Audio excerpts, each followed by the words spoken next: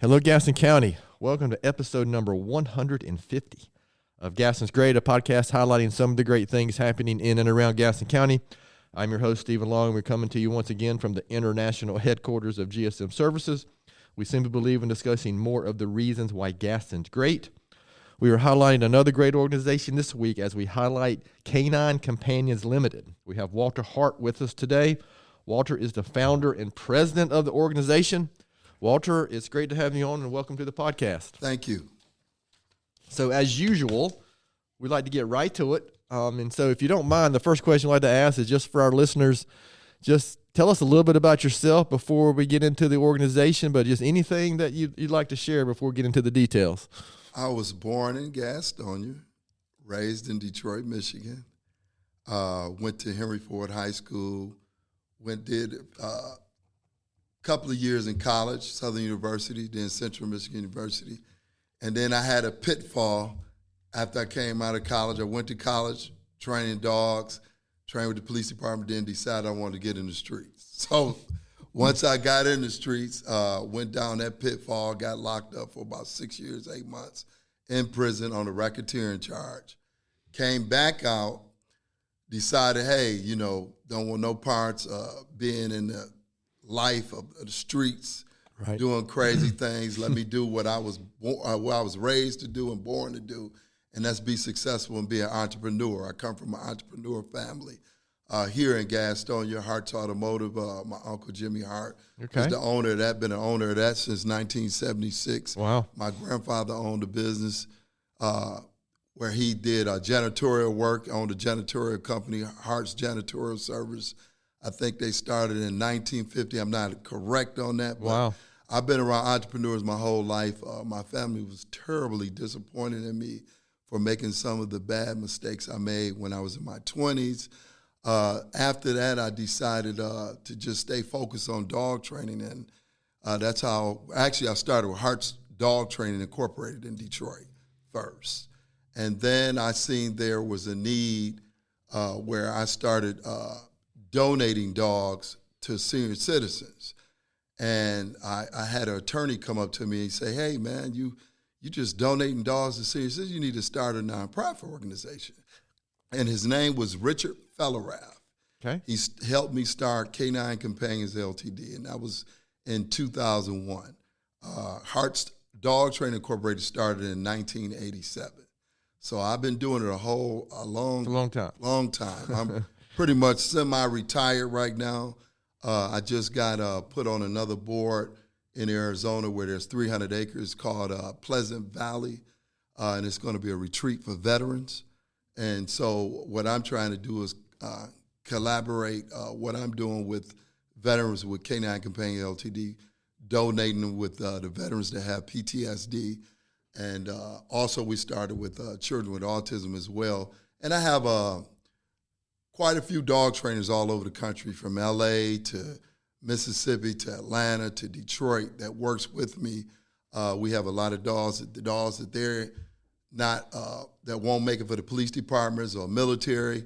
We use them for therapy dogs for veterans with PTSD and children with autism. So it's a whole lot going on. Okay. I have a TV series in L.A. called Redemption Dogs that's being pitched right now. Wow. And also a movie about my whole life, Pretty Boy, where I got in the streets and did my little thing there. So it's quite a bit going on now. So you're just a Renaissance man. Got a lot of stuff going on, huh? I'm trying to retire.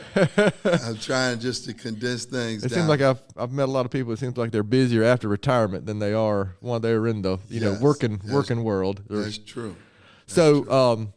Okay, that's a lot. And obviously, our listeners, you hear that we're talking about a broader reach here than just here in Gaston County. But you heard the Gaston County connection with Walter. But so, Walter, a lot of people just heard that quick summary, but a lot of listeners are not going to know what Canine Companions LTD is. So maybe can you just kind of go into what's the mission of the organization? What is it that you're trying to accomplish? The mission of the organization is to train dogs for veterans with PTSD. Okay. So what we do here in Gaston County right now, we work with the Gaston County Court with probation. I use, and some of these people, they have DUIs, low crime, and if they work for other companies and stuff like, they might be picking up paper or cleaning up and stuff like that. So they help out with cleaning up the kennels.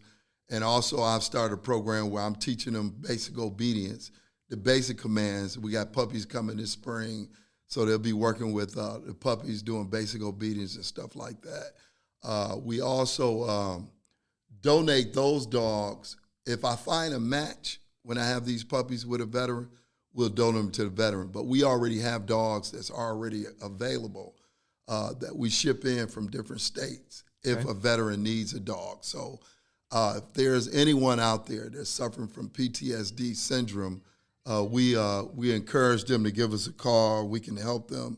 We're available. We're open 9 to 5, Monday through Saturday. And like I said, we really want that to be out there here in Gaston County, that if there's a veteran that needs a good therapy dog, please give us a call. We did a few this past year. One guy was a Chief Navy guy that needed a dog, and we posted that all on our social media and all that. And we also need donations, by the way. Oh, sure, yeah. This is what makes things work, right? Basically, the company has been sort of like a foundation because I've taken my own personal money for training dogs privately on the private sector and put into the nonprofit. So it's been a blessing that way. I really hadn't had to really, close down because of lack of funding. But we definitely need funding. So how did this connection start with you? And cause I didn't hear any military or veterans in your background. Maybe there was, and I missed it. But how did you get connected with doing dog training and that? So pretty much, you have people come in, like when I had Hearts Dog Training Incorporated, they had a lot of veterans that worked for me as dog trainers and police officers and stuff like that. And the idea came really when my son's a veteran, my dad's a veteran. Gotcha. So I always had an empathy for veterans because some of my uncles are veterans as well. One of my uncles is the vice president of Canine Companion here in North Carolina, Patrick Hart. Okay. So he's been very beneficial in terms of supporting us, as well. So he's retired 30 years with the Air Force. Okay, so that makes sense. So how is it typically the court? You mentioned the court. Is that how you typically get connected to veterans or individuals who are needing this type of service? Or so we work with the Gaston County Veterans Organization here, and they put all the information out. A guy by the name of Guy Fleming, who's a part. He's been very instrumental in making sure that the information get out to veterans. Okay. So how many people are you typically serving? Or, I don't know if that's a So here at Gaston, so we just got here within the last 3-4 years. Gotcha. So it's been sort of slow. That incident with the one veteran with the dog that he lost with the police department, I was there that day that happened, and I offered whatever help we could do for him.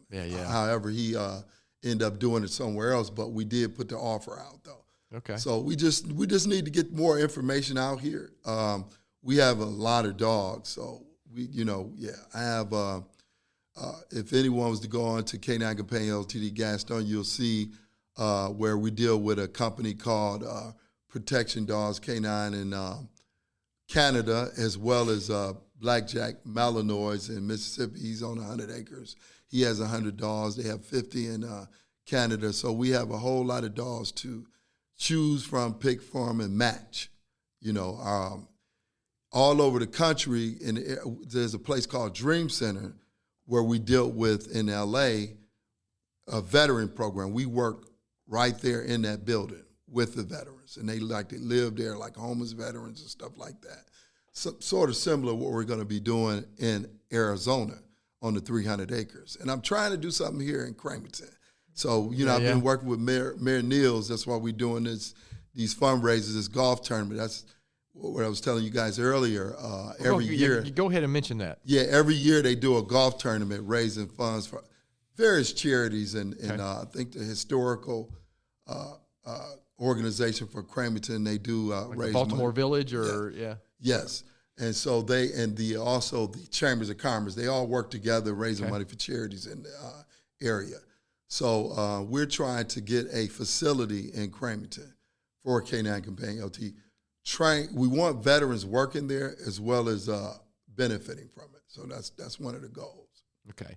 So are there any other, I mean, you mentioned Arizona, you mentioned Detroit, you mentioned, how did you end up connecting with, I think you mentioned with Mississippi too, maybe? How did you end up connecting with these? Some of these people have contacted me. Okay. And wanted me to, come there and see if we could use their facilities to bring the program. So that's what we did in Arizona at the Dream Center. And then, because Dream Center is all over the world. So we started with the Dream Center, and then we went to LA with the Dream Center as well. Okay. Yeah.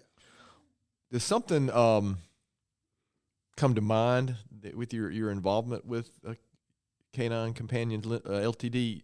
Something you're most proud of? You look back and say, "Wow, this really hit home with the mission and what we're trying to accomplish." But something you're most proud of accomplishing?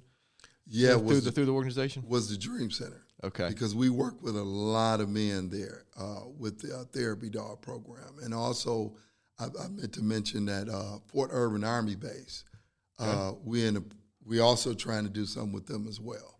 And see, I'm not by myself. There's a lot of other people in the organization. I just founded it and the president of it, but there are a whole lot of folks involved. Yeah, nothing this expansive. Maybe it's not sure it's the right word. Yeah, is typically done by somebody on their own. I mean, that's that's impossible. Yeah. And Sheriff Joe Pio, I want to mention his name. He was very strong in supporting us in Arizona from 2005 all the way up. He even came here 2-3 years ago to just put the word out. But he's been very instrumental in Canine Companions LTD. And I've had some celebrities I've dealt with that's been involved. Maite Garcia, she was the ex-wife of Prince, the singer. Oh, wow. Yeah, and Reverend Michael Bernard Beck. Prince is my generation music. Yeah, so I've had quite a few celebrities. That's interesting. Wow. So if you looked ahead 3 or 5 years, specifically focusing on Gaston County, if you could jump ahead and then looking back, what would you say? What we've accomplished, what we want to accomplish here in Gaston County, Cramerton. What would that look like? The accomplishment basically is one veteran at a time. Gotcha. That's what I say. So here's the thing. So if a veteran, first of all, they have to qualify to be able to take care of the dog too as well. So it's not an easy process. Gotcha. You don't just show up and here's a dog. Yes, that's not going to happen. So, my goal was one vet at a time. If you can help one vet, you're doing a great job, because these dogs are very expensive, $20,000 to $25,000, sometimes $50,000, depending on the training that's on them and the work being placed on them. But also, a veteran must have finance to be able to take care of the dog. Yeah, that's an ongoing cost, right? Can't be homeless. Everybody say, "Oh, well, why are you not helping all these veterans?" Look, first of all, they have to meet the criteria, to be able to get a therapy dog. And so getting the word out, my goal would be that we could give at least 50 to 100 veterans in the Gaston County area. Okay. We have the dogs. We have the dogs. We just need more people getting involved, putting the word out, and also helping us get funding as well. Because a lot of times these veterans, they can't even afford the food, but they might be able to afford their living space and all that type of stuff. Gotcha. We would like to be able to even, once a month deliver food to them as well. All right. So what would you say is the biggest need currently? I mean, you mentioned funding already. We're trying to do kennels. Okay. And we're trying to also, I have some land personally that I own that an uncle of mine, Bobby Hart, donated to the organization. We thank him for that. And I want to put kennels on that property until Cramerton gets done. So that's the immediate thing of what we're trying to do right now. Okay. And these are for dogs that, like I said, we can have many dogs we need shipped to these kennels, just a holding spot until we've trained the veterans with the dogs and matched them. Because once they get the dogs, you have to work with them with the dogs to see if it's going to be a match. How long does that typically take from the time they first meet to you determine this is going to be a good match? It could be 2 weeks. It could be 6 months. Okay. It It depends. I'm assuming it depends on the context of, gosh, for lack of a better framing, my ignorance here, whatever the issue is, right? Exactly. Or the reasoning that they may yes. need a therapy dog. Yes. Every veteran has different needs, different experience. Yeah. Different experiences, and the dogs that we have that's trained, they train differently. So you have to match them. Do you find different breeds of dog are better at certain types of things, or yes. that seems like a yes somebody who doesn't know anything kind of question like myself. Labs are great, Shepherds are great, Belgian Malinois are great. A lot of times I've been using Belgian Malinois and Shepherds because with the PTSD syndrome, I found out in some cases guys have a lot of fear, noise bothering them and stuff Sure. like that, and they basically feel like they're not feeling safe. So, sometimes giving them a certain type of dog with certain type of training on it makes them feel a lot more calmer. Sure. And feel more safe. Yeah, because it's something that for somebody like me, I just can't really want to have empathy for that, but you can't really without experiencing it. It's just hard to understand what they're dealing with. Right? Exactly. Yeah. Exactly. So okay, that's interesting. Is there any other? I mean, is this anybody in Gaston County doing this type of thing, or are you it? I don't know. Okay, I just never seen that. I don't know personally. if anyone is or not. I know they have a dog training Not place. that I want to talk about any competition, so I didn't mean to bring that up. But. Well, when you're doing something from the heart and you're Absolutely. just doing it, it's no competition. Right. I've never had any competition. People send me things, other dogs. And see where I'm at now, I'm retired. I really not. I mean, I will train a dog, but, that's not really what I'm doing. Now it's other things that I'm doing now. So, and I've never been in competition with anyone. Understood. I remember when I was in Detroit, I had security dogs, and I had like 30, and there were other companies that trained dogs, and they got into it, and, they really couldn't, compete with it. And what I found out, if you just into whatever you're blessed with and gifts you're blessed with, you'll be successful regardless. You don't have to worry about competition. How much time typically are you spending here in Gaston County versus – you're obviously traveling all over the place. So last year it was rough for me. So last year I was all over the place. Just too much, huh? I didn't want to say that I wanted to stop traveling last year, but that was the first time that I ever felt kind of like that was last year. Gotcha, yeah. Because I was like all over the place. That can get old. I mean, it can get old. I was bouncing from San Francisco to L.A., San Francisco to L.A., and then back to Arizona, and then to Detroit, and then back here. Yeah, it was rough. Okay. So there's a little group of local related questions because I think you've been here enough that we can throw some of these Gaston County related questions on it. But before we do that, is there anything I haven't asked that I should have asked? Before we finish, we'll make sure our listeners know how to find you, find out more information, yes. Website or social media and all that. Yeah, so the website is caninecompanionsltd.org. Okay. That's CANINECOMPANIONS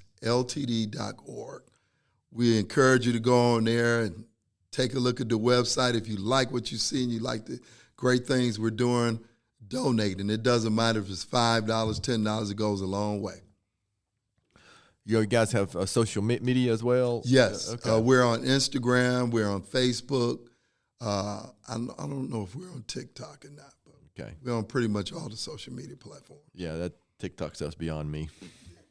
I know a little bit about the other stuff, but not anything about TikTok. You're a TikTok professional, aren't you, Naomi? I can scroll professionally. So, Walter, listen, I appreciate that, but we're going to shift gears. We'd like to ask our guests some Gaston County-related questions. So I don't know if you saw them when we shared this question beforehand. So if you didn't, that's too bad. We're going to make you answer them anyway. Hey, all right. So we're going to call this the Detroit, L.A., Arizona, and San Francisco speed round of questions. Okay, I make up some name every week that we do this. All right. So first question, Walter. This is what your family, team members, people you work with. This is what they want to know. This is the reason they're really going to listen to this podcast. All right. Okay. So I'm assuming since you've spent some time here, you've been to Tony's Ice Cream. I love Tony's. Okay. What's your favorite Tony's ice cream flavor? So me and my mom, we like that. Was black walnut? Oh yeah. That's a good. walnut, A lot of people. That's actually a pretty popular answer. Are you a Sundrop or Cheerwine person? Sundrop. Okay. How about a favorite local restaurant? Someplace you like to go when you're here? Shrimp bowl. Oh yeah. Yeah, it's a problem because it's right here. It's really close, And I could walk up there if I had to. So this question might not be fair for you because you spent so much time away from Gaston County, but I'm going to ask you anyway. And there's only one correct answer, actually. So UNC, Duke, or NC State? NC Duke. Okay, that's a UNC, Duke, or NC State. There's three different. Oh, so let me tell you this. Okay. I'm not a sports guy. Well, it doesn't necessarily have to be sports, just in general. So you're asking me what now? Just which is the best, UNC, Duke, or NC State? Oh, I would say Duke. Oh, Walter. Okay, well, they did just. I'm an NC State guy, and Duke basketball did just put it to us Monday night this week. Okay. So that's why I realized that it might not be as applicable to you as to some of our other guests. Right. What about? Is there something you can share that very few people know about you? I think I pretty much covered everything because I try to be very transparent when I'm doing podcasts. Because one thing about me is integrity and loyalty is everything to me. Sure. And so, I probably didn't mention this, and I should, because I ran for mayor here in 2023. Did you really? Yes, I did. Wow. Yes, I ran for mayor here and lost. And so my past was brought up and all of that. And I think everybody rethinking about people's past now, now that we have a president that's in office now, with felons. How about, how old were you when you went to Detroit? When you say you grew up in Detroit? So I think I was just a year. Oh, okay. We left for a year. All right, so super young. Yeah. How about? But every summer we came here. Oh, okay. My grandfather had us here every summer. Okay. How about? I like asking this question: just a book, a blog, an article, another podcast, or something that you could share for our listeners that you might be worth their time. A podcast that I was on? No, or that you listen to, or something. Just something that you would recommend. So, the Greater podcast. The Greater podcast. Okay. Yes. Bill Ward. He hosts. So I listen to that quite often. What's the context there? It's spiritual. Okay. Thank you. Yep. Greater Purpose podcast. That's what it's called. Okay. Greater Purpose podcast. That makes sense. All right. Yeah, I'm always looking for something else to add to my queue that I'm not going to get to. Yeah. You should interview Bill. He's a great guy. Okay. Yeah. So, listen, I appreciate you, Walter, kind of indulging us on some of those local related questions. So, now you spend a lot of time here in Gaston County. We got to remember that we got just a couple more questions and we'll finish up this episode. Remember, this is a podcast about, in general, Gaston County, people like you who are doing good things for our community. And in you, obviously, it's a broader reach as well, not just here in Gaston County. But besides, Canine Companions, LTD, why would you say Gaston County is such a great place? The people here are just great. Yeah. Years ago, the Southern mentality was just awesome. It's sort of there, but not like it used to be. But I love it. I've always loved this place. What do you mean? Just the Southern hospitality type of Southern attitude? Hospitality, yes. Yeah. Yes. Yeah, listen, that's a relatively common answer to people, right? I'm a homer for Gaston County, of course. I spent some time away as well. But I do, I raised my kids here. They went to public school here, and I'm a product of public schools here, and it's been great, so I'm a big fan of Gaston County. So and I did go to Ashbrook for a year. Did you really? Yeah. Yeah. Well, I'm an Ashbrook guy. Oh, okay. Yeah. So I appreciate that. Yeah. Go Greenway. Absolutely. So you know what? You mentioned something in this time frame, so I'm going to ask this question. This is always the last question we typically ask our guests. But knowing what you know now, Walter, what advice would you give your 20-year-old self? Oh, wow. I thought that might strike a chord. Yes. Wow. Listen, finish your college, number one. Okay.